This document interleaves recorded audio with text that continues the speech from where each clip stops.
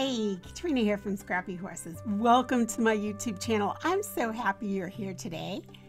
I'm working on a card for the Cut It Up Challenge where our theme is dots or stripes. So you can make anything you like, just be sure you include a die cut and stripes or dots. I went with stripes, as you saw from the beginning of this video. I'm using sort of a southwestern theme, and I'm combining Cutz from Cricut Design Space with the stitched circle die from Cottage Cutz, which I will run through my Spellbinders die cut machine. All right, so I also have some printing cut, so let's get started right here in Cricut Design Space. I'm going to start with a rectangle. It's approximately 3.75 by 5 inches. And I went ahead and chose a sentiment from Cheese Toast Digital's Adventure Awaits. I brought that in, put it on top of my rectangle, selected the two, and hit my flatten. Okay, so here they are. I hit them, and I left click flatten, and in that part's all done. And that will print then cut. So let's bring this to the front here, and let's move that aside because that's all done. Now, I knew that I wanted a 3-inch circle with my stripes. So I got a shape, pulled in a circle, sized it to 3 inches. And I'm not going to cut that in Design Space. That's simply going to be sort of a little bit of a guide here. So I'm going to move this off a little bit, pull this down. All right, so that helped me choose the size for my Kokopelli. I'll go ahead and change the circle to yellow so we can see what we're doing. Bring Kokopelli to the front, and I liked that size. This is the size I came up with, 1.82 inches by 3.89.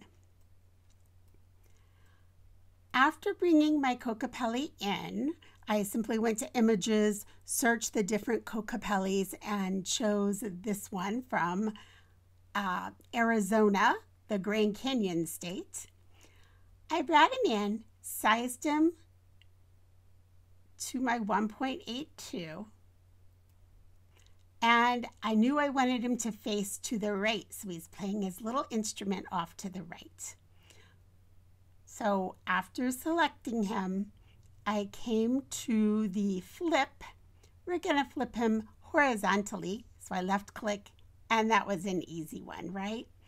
Now we're going to bring him to the front, and you'll notice that when I bring him over, if I were to cut him, he's just going to cut these black lines. That's all the machine's going to do. So that's not going to work the way we want it to work. So how are we going to make this work? How are we going to make him this thick, chunky digi? I'm going to go ahead and select. I'm going to go to contours. I'm going to hide this cut. I'm going to hide this cut. And now I'm going to hide these inside triangle cuts. And there we have it. That's it. That's all we had to do. Wasn't that easy? So now he sits right over here, and the little stripes will show through these cutout areas. All right, so this piece will simply cut. This piece right here, we're not going to do anything with. We're going to cut that on the Spellbinders. This will be a print and cut. So these will be the only two pieces that we're going to cut and print and cut in our Cricut Design Space. One more thing, a hint I want to give you. When you're working with black, especially if you have a white core, I would recommend that when you go over to cut this, that you actually flip it over or reverse it. Let me show you what I'm talking about. So we're going to hit Make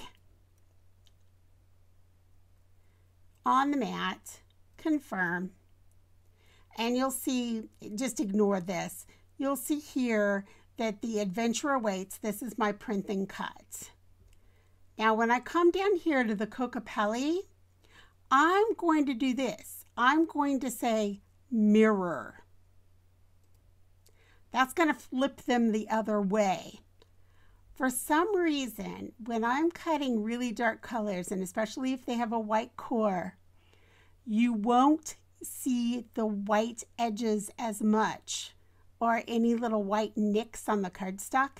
You won't see those as well on the off side, the side that's facing the mat. So if your cardstock is black on both sides, this will work for you, and you'll get a cleaner cut that way. All right, let's head on over to the craft table and let's put these cards together. We are here at the craft table, and there's my little Kokopelli, and you can see there's a lot of white showing there around him because I did not mirror my image. Okay, I laid out my stripes, and then I went ahead and got a piece of Acetate Alternative. I like to use Duralar, and this is what the cover of that looks like if you're looking for some Duralar Acetate Alternative. I left the paper on either side of this Duralar. You'll see that just to keep it clean because I have a tendency to really smudge up my Acetate Alternative. Now the little circle up there is my 3-inch die cut. And I did that just so I could get an idea of exactly how far apart I wanted my little stripes. So there's my Acetate Alternative between my tissue papers. I'm taking off the top tissue paper, and I'm going to go ahead and washi tape down this Acetate Alternative so it stays in one place on top of the little tissue paper there. Once I've got it taped down to my board, I'm going to use this grid to replicate what I did above. So you can see I laid it in there at the 8-inch and then at the 6.5 there. And I just kept going down and centering, making it 3 inches as a total. Now I'm going to come in, now that I see that, yes, I've got this laid out the way I want it. I'm going to use my ATG, and I'm just going to go ahead and tape in each stripe. Now, if you mess something up, you can get this off the Acetate Alternative, okay? I did mess up one of them just slightly, and I was able to remove it and get it on the way I wanted it. Obviously, it's better if you get it right the first time. So again, I put on my outer edges with a 3-inch, and like in a 3-inch square sort of, and then placed one in the middle between those two, and then placed my other ones between those. And there's where I kind of messed it up, and you can see my hair getting in the shot now because I'm trying to get it right in the middle. There we go. And I got it there, okay? Here's my Cottage Cutz circle set. And now you'll see I'm going to lay that right in there. If I were to do this again, I might go just slightly over 3 inches, just to give myself a little more wiggle room. I'm going to tape that in and lay it between my plates, and I'm going to run it through my spellbinders. And I have my circle.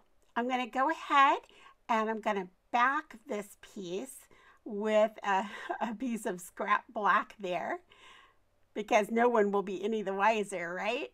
And I'm going to just use a little ATG and tape that into place. Then once that's taped into place, I'll go ahead and put my circle into place on top of that.